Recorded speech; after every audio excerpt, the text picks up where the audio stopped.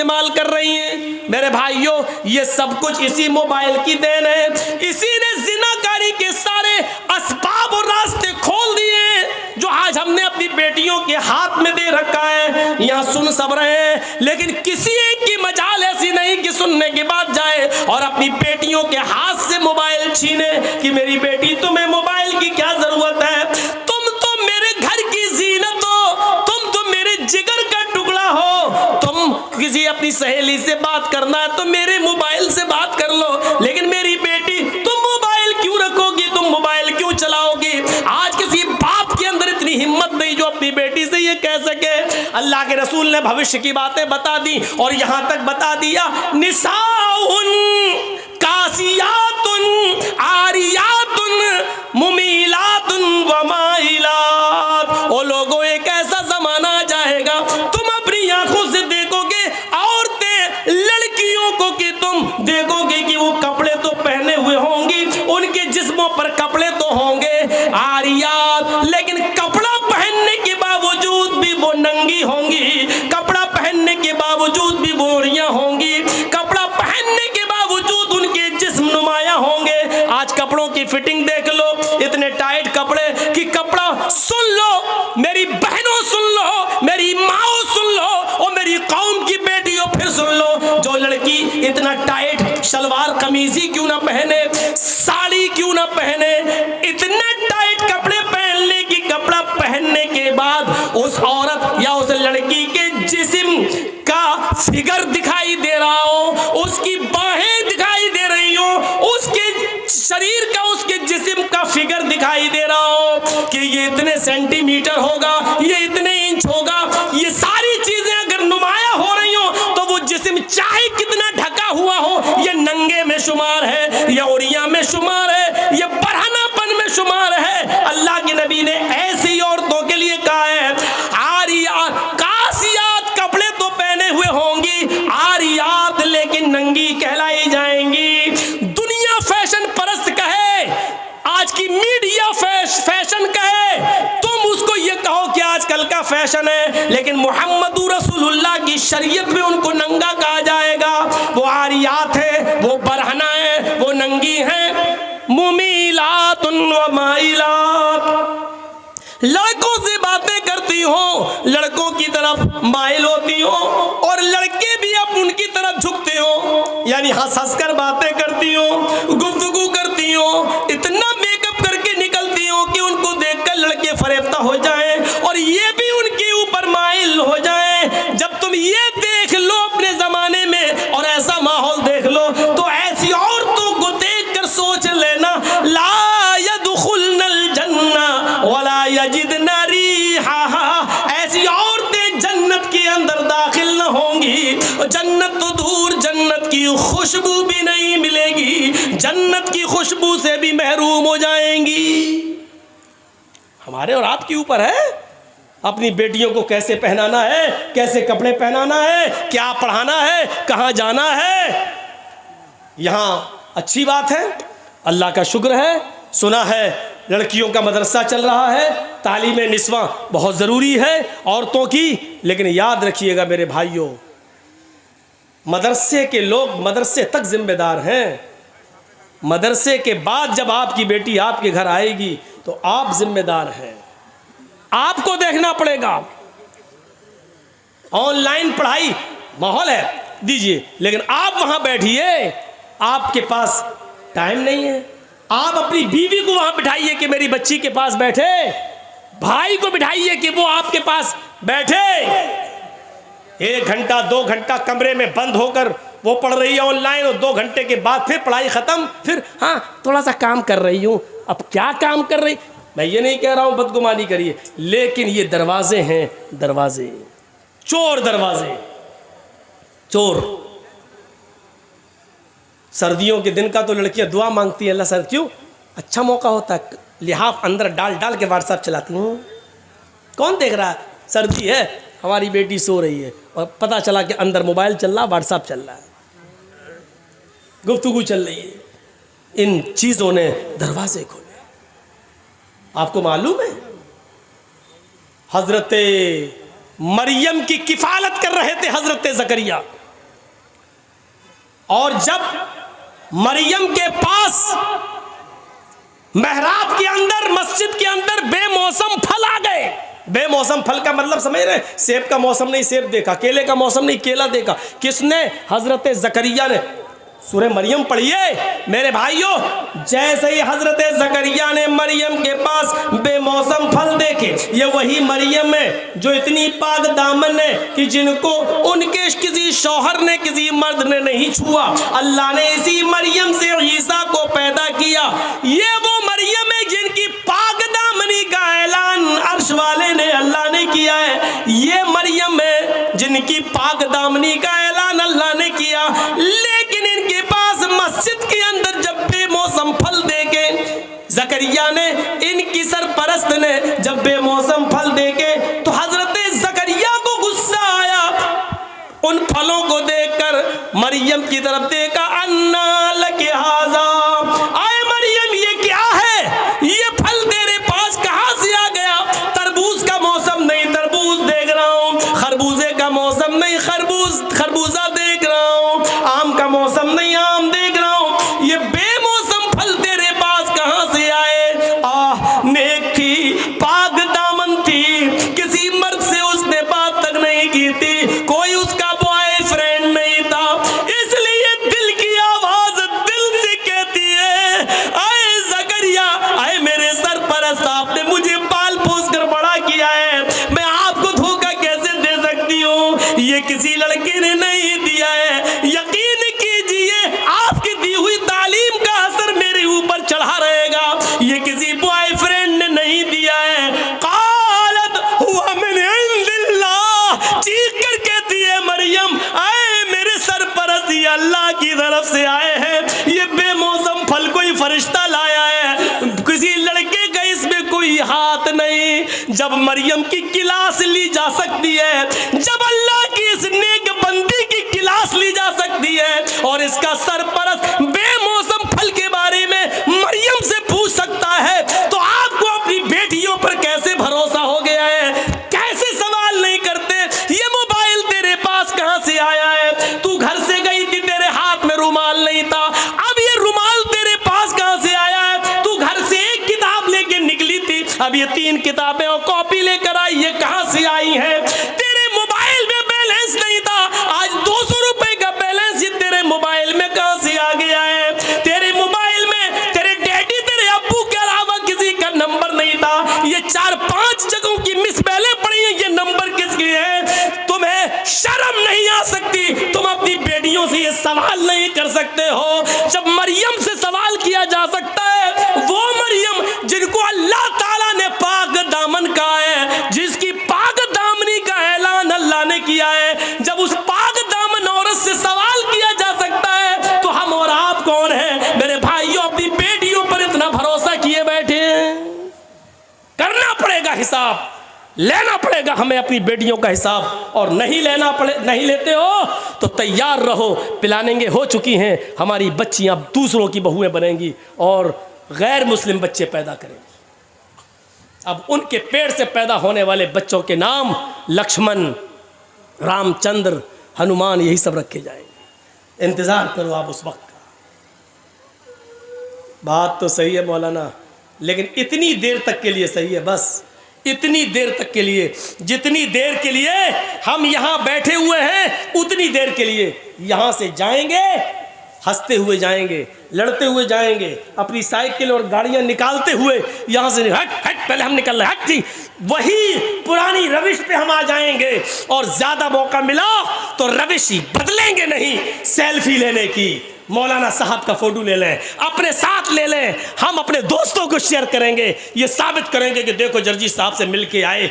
इन चीज़ों ने आज दीन का शौक निकाल दिया है, जलसों को रस्म रवाज का मालिक बना दिया है। जलसों में दीनदारी आए तो कहाँ से आए, जलसों से इबरतें मिले तो कहाँ से मिले, जब जलसों में रस्म रवाज आम हो जाए। मेरे भाइयों, सेल्फी लेने के चक्कर में, फोटो लेने के चक्कर में आदमी एक दूसरे के साथ लड़ मरे, इतनी इजाज़त नहीं है शरीयत के अंदर। ये वीडियो बन रहा है, एक हद है, चलिए ये चैनल पे डाल दिया जाएगा।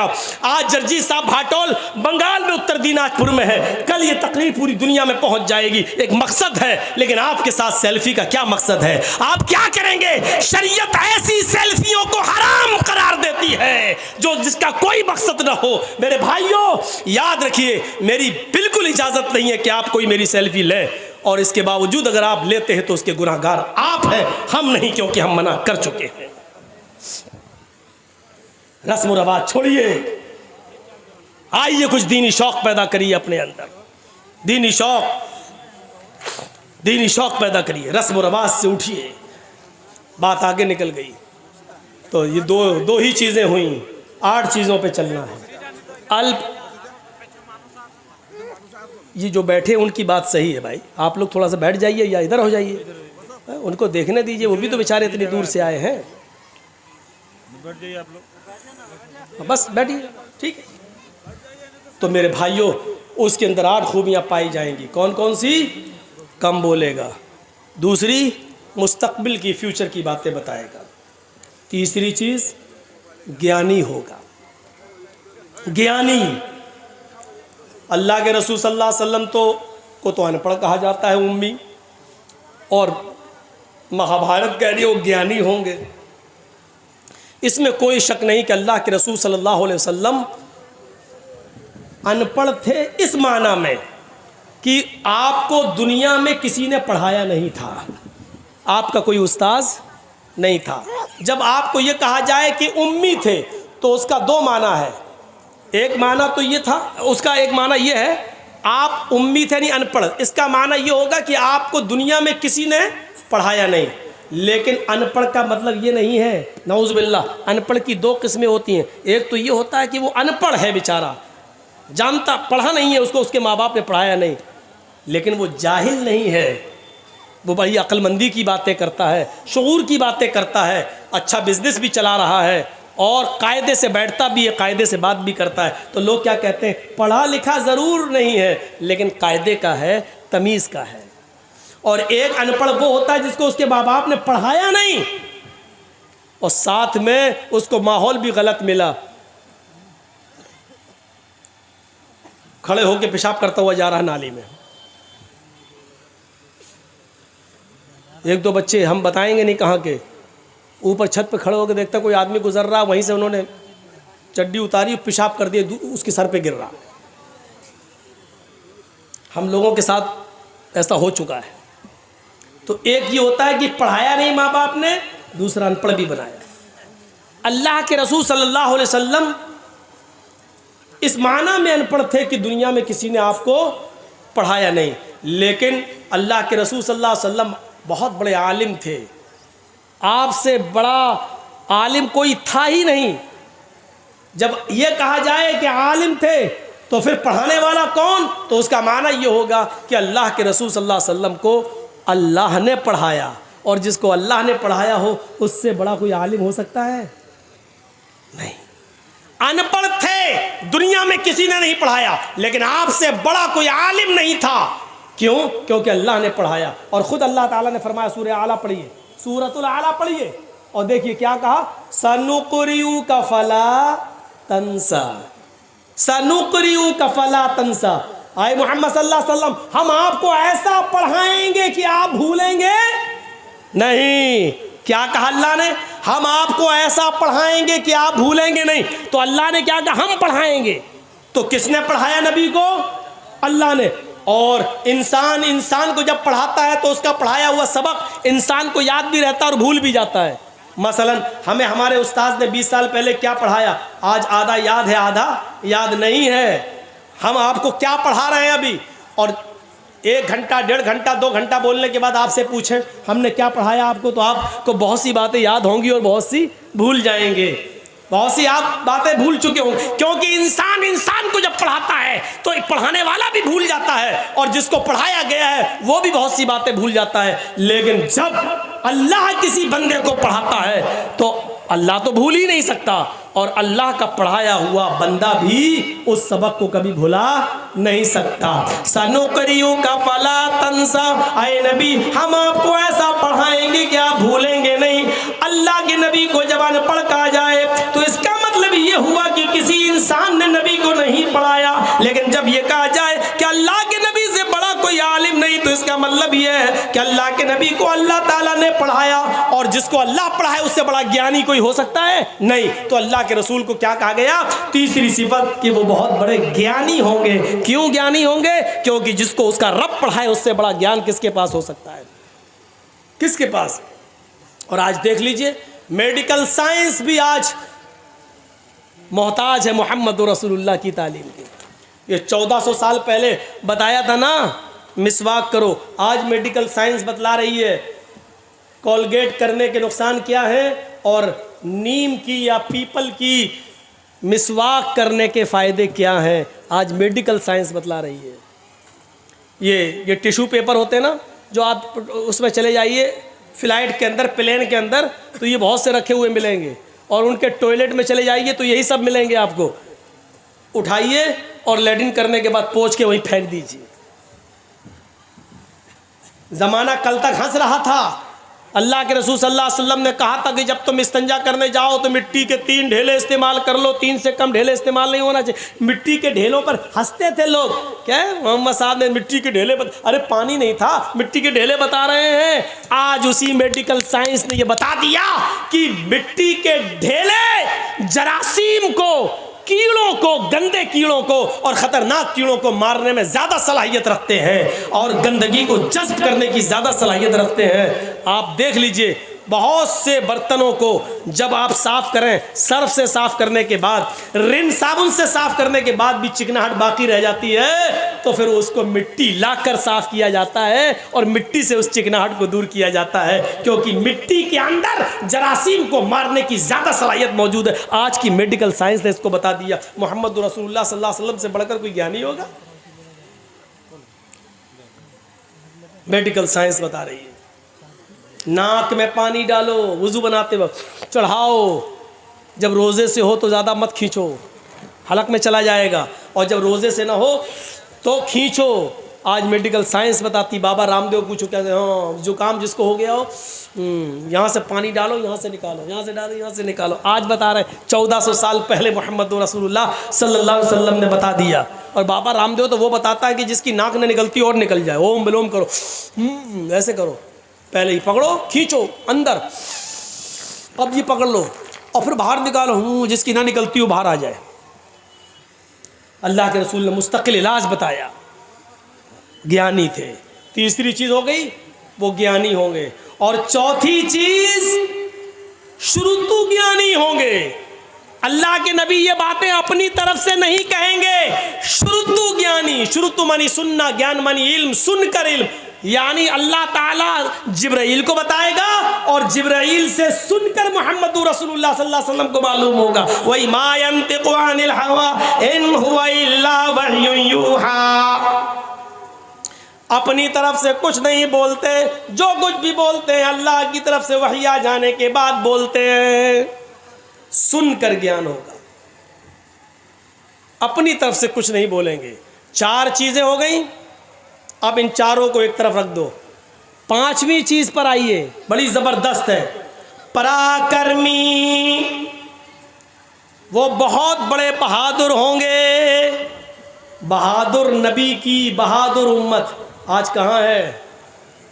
आपने भी आंदोलन किया था ना सीए और एनआरसी पर, लेकिन देख लो क्या हुआ। एक इनको देख लो जो किसान लोग कर रहे हैं, दोनों आंदोलन। हाँ, फ़र्क इतना है कि जितना हंगामा अभी हुआ है, इतना हंगामा अगर आप लोगों ने किया होता तो गोलियां चल गई होती।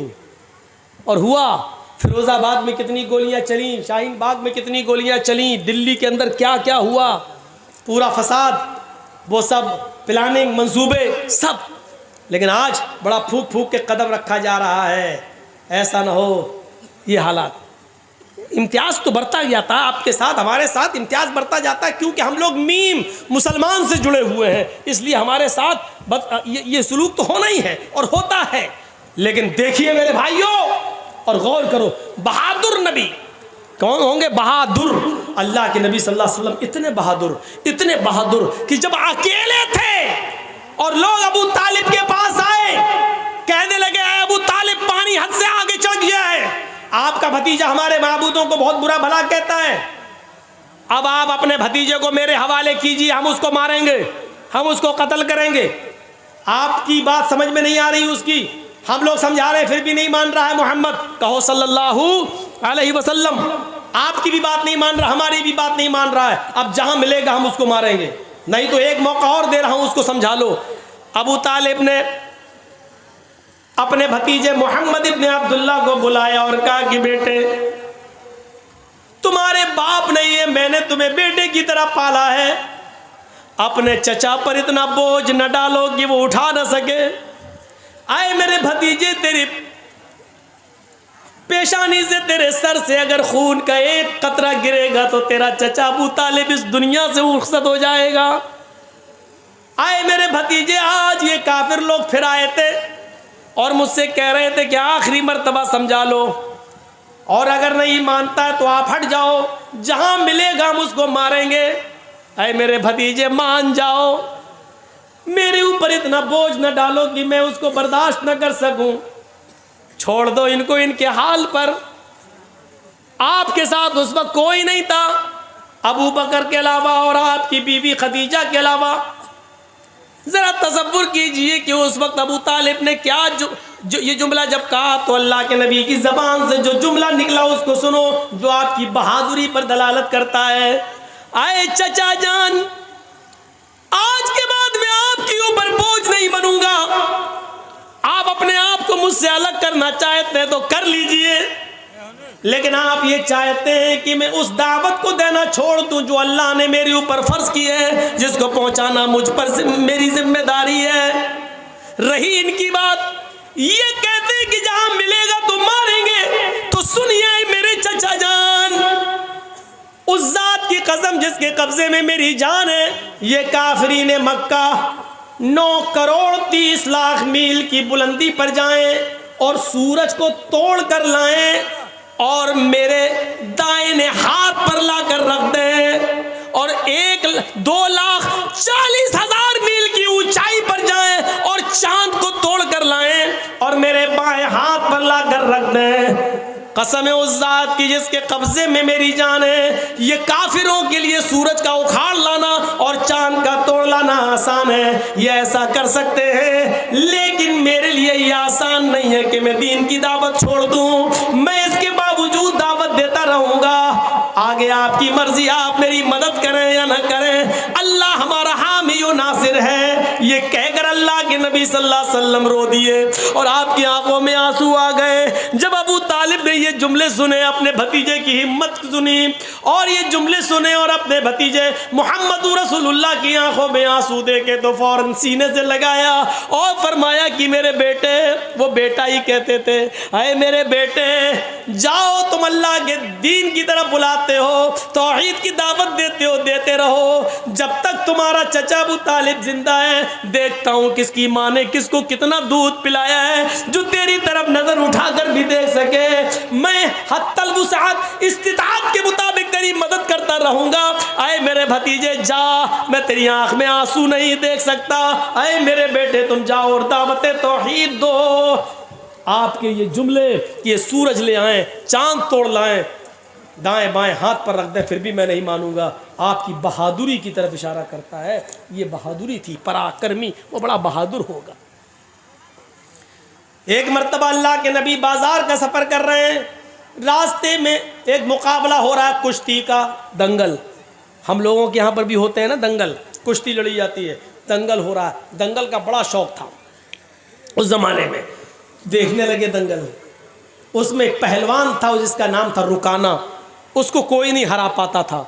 जैसे आजकल भी बहुत बड़े बड़े वो पैदा हो गए ना, वो खली वली का तो हम नहीं जानते, उनसे भी बड़े बड़े पड़े हुए हैं, घूसे उसे मुक्के उक्के मारते। तो उस ज़माने में एक बहुत बड़ा पहलवान था जिसका नाम था रुकाना, वो हारता ही नहीं था कभी। तो उसका मुकाबला चल रहा था और वो सबको उठा उठा के पटकता जा रहा था। अल्लाह के नबी ऐसी देखने के लिए खड़े हो गए। उसने जो देखा मोहम्मद इब्ने अब्दुल्ला, तो उसने चैलेंज कर दिया। उसने ऐसी कहा है, मोहम्मद इधर आओ, आओ तुम भी आ जाओ, तुम्हें बड़ा भरोसा है ना तुम्हारे अल्लाह पर, तो आओ ना लड़ लो। आपने कहा रुकाना मैं लड़ने नहीं आया, मैं देखने आया हूं कि ये दंगल क्या है। उसने मुस्कुराते हुए सब लोगों के सामने चीख कर कहा, आए मोहम्मद, अगर तुम मुझे उठाकर पटक दो, अगर तुम मुझे हरा दो तो मैं इस्लाम कबूल कर लूंगा। जब कहा कि आ जाओ लड़ लो, तो आपने कहा नहीं, मैं लड़ने नहीं आया।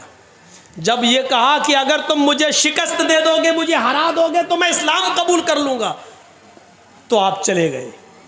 इस्लाम का मामला आया तो आप चले गए। चलो, तेरे जैसे पहलवान की ज़रूरत भी है दीन को। आप आगे बढ़ गए। ये कितनी बड़ी बहादुरी थी।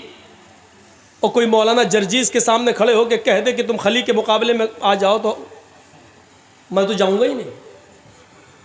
कोई है, कोई मुकाबला है? अल्लाह के रसूल चले गए, हाथ मिलाया, शुरू हो गया मामला। देखो रुकाना, अपनी बात से पलटना नहीं। अरे जबान होती है मर्द की, दे दी। वो सोच रहा था कि ये तो दुबला पतला आदमी, एक झटके में गिरा दूंगा। उसको क्या मालूम कि जहां ये जाता है रब की रहमत भी इसके साथ जाती है, रब की मदद भी इसके साथ जाती है।